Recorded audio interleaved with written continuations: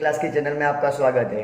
जैसा कि पिछले वीडियो में मैंने आपको समझाया कि वेरिएबल को किस तरह डिक्लेयर करते हैं और उसको इनिशियलाइज किस तरह करते हैं, मतलब उसको वैल्यू किस तरह असाइन करते हैं, कांस्टेंट को किस तरह असाइन करते हैं वैल्यू। ओके, तो आज की वीडियो में मैं आपको समझाऊंगा कि कमेंट क्या है और किस तरह अलग अलग वेरिएबल को एडिशन कर सकते हैं, वैल्यू को यूज कर सकते हैं। ओके, तो आज की वीडियो हमारी आप अंत तक देखिए। तो हमें स्टार्ट बटन पे जाके टर्बो सी को ओपन करना है। आप देख सकते हैं हमारे यहाँ पे सी का जो बेसिक स्ट्रक्चर है, जिसमें दो हेडर लाइब्रेरी हमें नेसेसरी है उसको इंक्लूड कर दी है, studio.h और conio.h। उसके बाद ये प्रोग्राम का मेन पॉइंट, ओके, जो है वॉइड मेन। अभी मैं आपको यहाँ पे समझाऊंगा कि वेरिएबल को डिक्लेयर किस तरह करते हैं। तो जैसे कि मैंने डिक्लेयर किया इंटीजर नंबर 1। ओके, अब इस प्रोग्राम को मैं रन करूंगा तो मुझे एरर प्रोवाइड करेगा, क्योंकि मैंने आपको पिछले वीडियो में समझाया था कि वेरिएबल के रूल्स में कि वो वाइट स्पेस अलाउ नहीं करता है। ओके, अभी देखो ये रन हो जाएगा, लेकिन मैंने गेट सी एच नहीं लिखा तो मुझे आउटपुट स्क्रीन होल्ड नहीं हुई, तो गेट सी एच मैंने लिख दिया। एक चीज़ हमें हमेशा ध्यान रखनी है कि हमारे लोकल वेरिएबल डिक्लेयर करने के बाद हमें स्क्रीन को क्लियर कर देना है। ओके, अब यहाँ पे आप देख रहे हैं कि जो डिजिट है वो एक अल्फाबेट्स के बाद है। अगर मैं स्टार्टिंग में लिखूं डिजिट को फिर भी वो इनवैलिड है,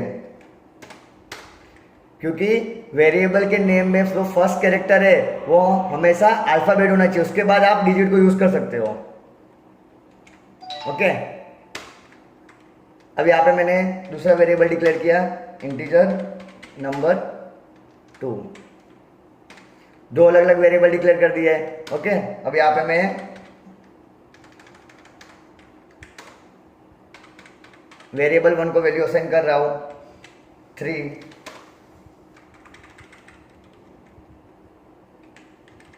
वेरिएबल 2 को वैल्यू असाइन कर रहा हूं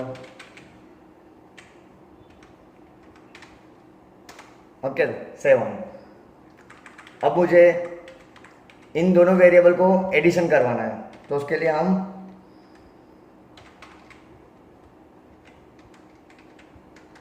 printf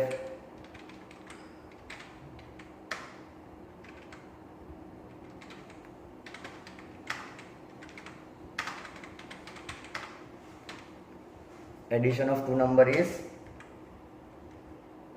ओके। अब एडिशन करने के लिए हमें थर्ड वेरिएबल चाहिए, जैसे कि मैंने यहाँ पे डिक्लेयर कर दिया इंटीजर सम। ओके, अब यहाँ पे क्या करूँगा, sum equal to number 1 plus number 2, मतलब जो हमारा एडिशन है वो सम नाम के वेरिएबल में स्टोर होल्ड हो रहा है। ओके, तो the addition of 2 number is, variable का नाम है सम। अब ये सम को यहाँ पे कन्वर्ट करके percentage D decimal format specifier use करना पड़ेगा, क्योंकि हमारा जो सम है वो इंटीजर का वेरिएबल है। ओके, तो यहाँ में हमने परसेंटेज डी यूज किया और टर्मिनेशन सिंबल हमारा सेमीकोलन। अब हम यहाँ पे रन करके देख सकते हैं प्रोग्राम को। The addition of 2 number is 10। Okay, 3 + 7 = 10 आ गया। अब आपको मैं यहाँ बता रहा हूँ कि कमेंट क्या और कमेंट का हम किस तरह यूज कर सकते हैं।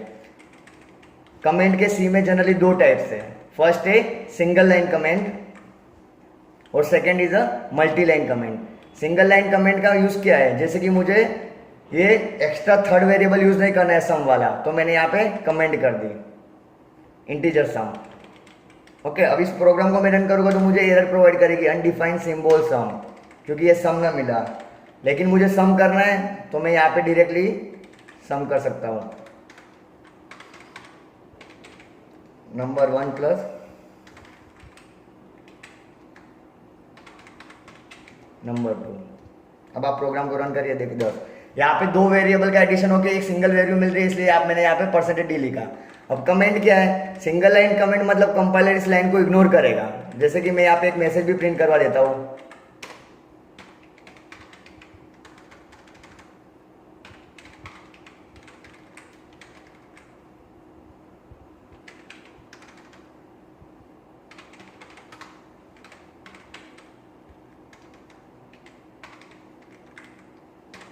ये अभी हमारे आउटपुट में आ रहा है। यहाँ पे मैं स्लेश एन यूज कर देता हूँ, एस्केप सीक्वेंस स्पेसिफायर। अभी मुझे ये हेलो स्टूडेंट नाम की लाइन वाली लाइन नहीं चाहिए, तो मैं इसको यहाँ पे कमेंट मार दूंगा। कमेंट का क्या यूज है, कंपाइलर इस लाइन को इग्नोर करेगा, मतलब कंपाइलर इस लाइन को प्रिंट नहीं करेगा। ओके, ये हुआ हमारा सिंगल लाइन कमेंट। लेकिन मुझे मेरे पास मल्टीपल लाइन्स और सारी लाइन को कमेंट करना है, तो मैं कितनी बार यहाँ पे डबल स्लेश करके यूज करूंगा। ओके, जैसे कि printf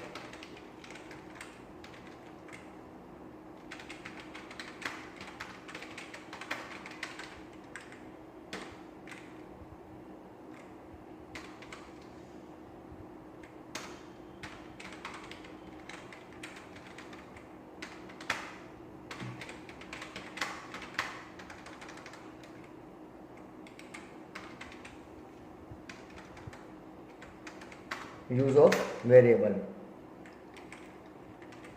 अब मैं रन कर रहा हूँ तो मेरा आउटपुट आ रहा है, hello student welcome to dream class, use of variable the addition of 2 number. लेकिन मुझे अभी 3 लाइन को प्रिंट नहीं करनी है।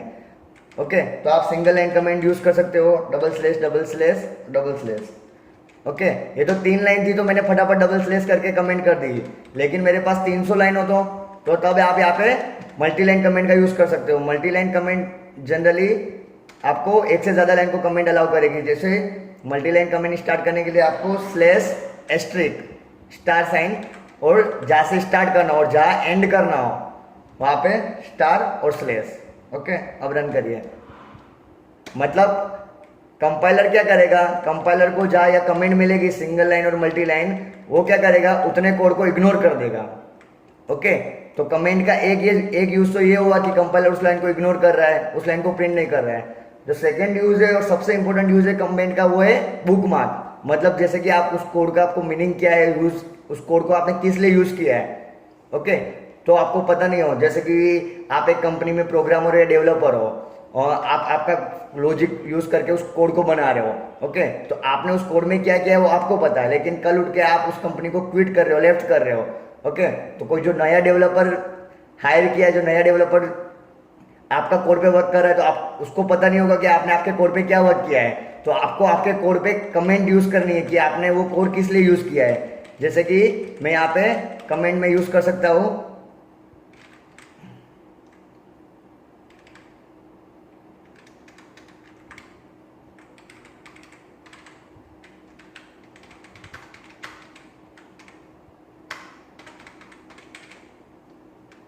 यहाँ पे मैंने लिखा है एडिशन ऑफ 2 नंबर। मतलब ये तो सिंपल दो वेरिएबल का एडिशन है, मतलब इजीली समझ सकते हैं। लेकिन कोई हार्ड प्रोग्राम है, कोई कॉम्प्लेक्स प्रोग्राम है जो कोई भी स्टूडेंट यूज कर रहा है, तो उसको इजीली समझाएगा ये कंपाइलर कि ये कमेंट का यूज हमने, मतलब ये प्रोग्राम का यूज किस लिए किया है, कि 2 वेरिएबल का एडिशन कर रहे हैं। आप उसको स्टार्टिंग में भी लिख सकते हो कि आपका प्रोग्राम किस लिए यूज हो रहा है, एडिशन ऑफ 2 नंबर। ओके, तो आने वाले वीडियो में मैं आपको बताऊंगा कि अलग अलग ऑपरेटर्स क्या है और अलग अलग ऑपरेटर्स को आप किस तरह यूज कर सकते हो। तो उसी तरह हमारी वीडियो को लाइक कीजिए, शेयर कीजिए और सब्सक्राइब कीजिए। धन्यवाद।